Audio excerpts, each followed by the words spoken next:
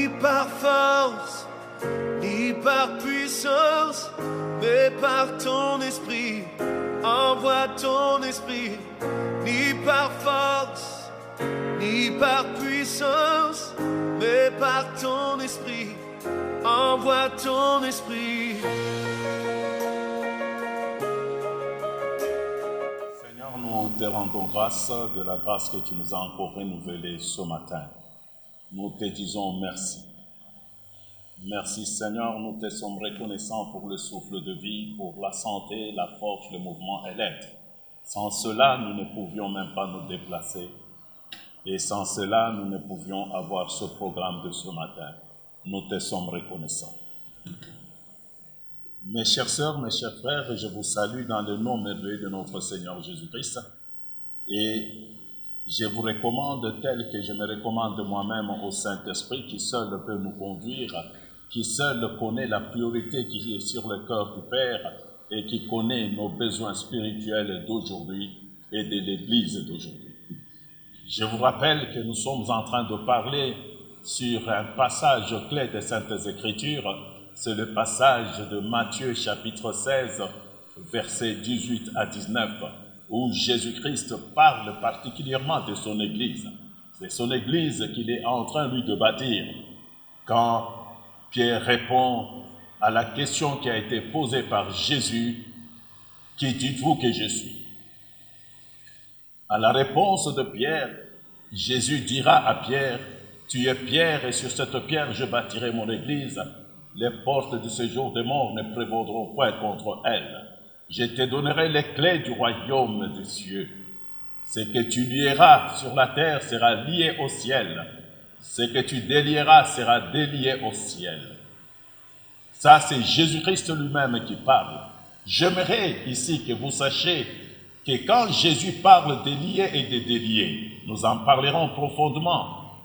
Qui peut lier, qui peut délier? Il s'adresse en fait au vainqueur. Et souvenez-vous que nous sommes en train de faire la formation de vainqueurs. Nous sommes encore dans l'introduction jusque-là.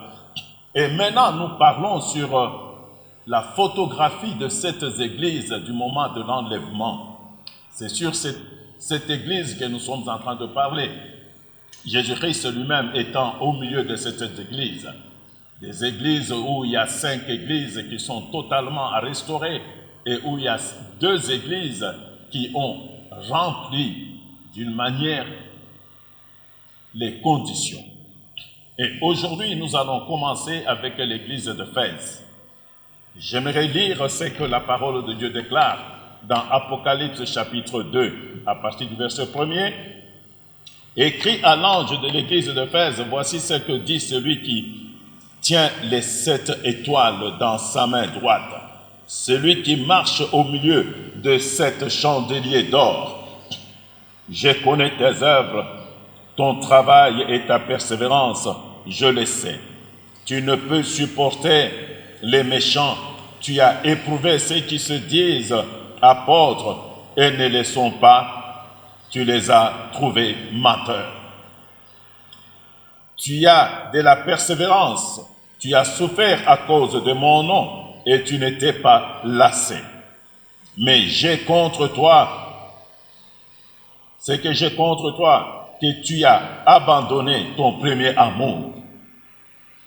Souviens-toi donc d'où tu es tombé, répands-toi, pratique tes premières œuvres, sinon je viendrai à toi et j'écarterai ton chandelier de sa place, à moins que tu ne te répandes.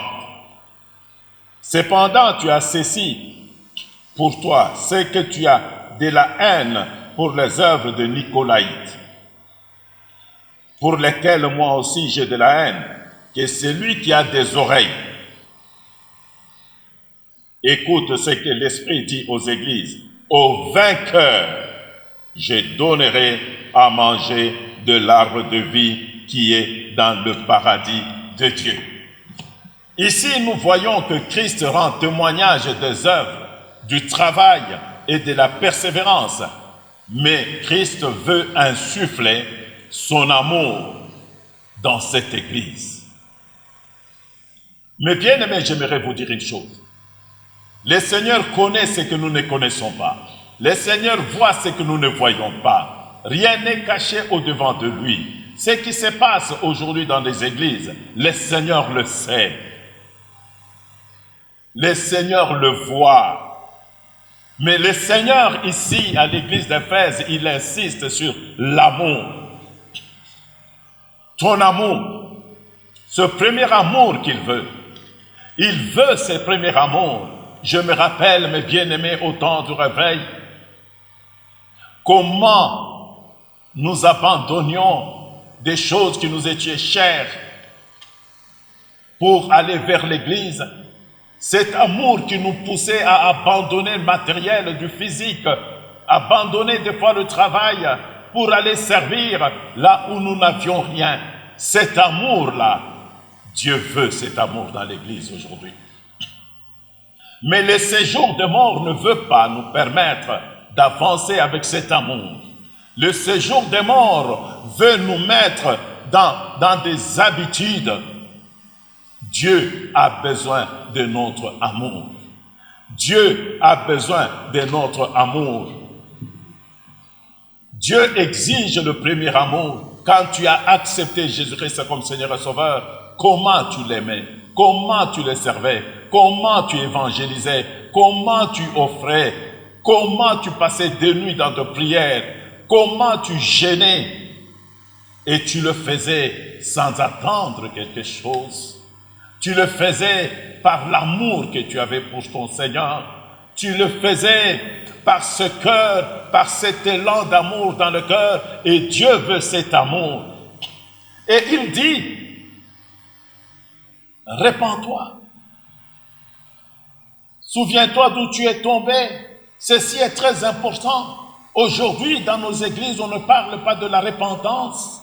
Aujourd'hui, dans nos églises, dans la majorité de nos églises, on parle de bénédiction matérielle et financière. Il n'y a pas de bénédiction sans repentance. Le Seigneur veut que tu puisses te repentir. Tu es tombé quelque part, mon frère. Reconnais où tu es tombé. Répands-toi. Répands-toi. Le Seigneur a besoin de ta repentance. Le besoin a besoin de premier amour. Cesse les habitudes dans lesquelles le séjour des morts est en train de te mettre.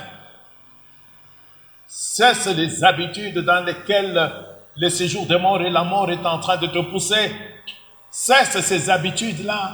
Le Seigneur a besoin du premier amour. Il dit à l'église d'Éphèse, souviens-toi de ton premier amour. Et je veux te dire, toi qui me suis, souviens-toi de ton premier amour. Je veux te dire, ma sœur, toi qui me suis en ce moment, mon frère, la famille qui se réunit, souviens-toi de ce premier amour. Comment vous vous réunissiez dans la famille pour prier. Comment vous priez pour votre église, pour votre pasteur. Comment vous travaillez. Et toi, pasteur, souviens-toi du premier amour. Comment tu visitais des frères et des sœurs de l'église. Aujourd'hui, les visites pastorales sont devenues rares. Ça n'existe presque pas. Les pasteurs attendent qu'on leur ramène ce qu'on doit leur ramener. Alors tu dois s'occuper des brebis, comme il est dit dans Ézéchiel 34.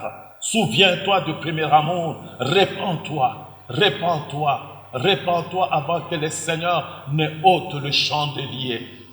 Répands-toi, mon frère. Répands-toi, ma sœur. Répands-toi, pasteur évangéliste, répands-toi, répands-toi. Et c'est là au nom de Jésus-Christ. Oui, que le Saint-Esprit t'aide, qu'il amplifie encore ce message. Je sais qu'il est en train de te parler en ce moment. Et que toi-même, tu sois un instrument que le Saint-Esprit va utiliser pour parler du premier amour aux frères et aux sœurs et à l'Église. Et c'est là au nom de Jésus-Christ. Amen.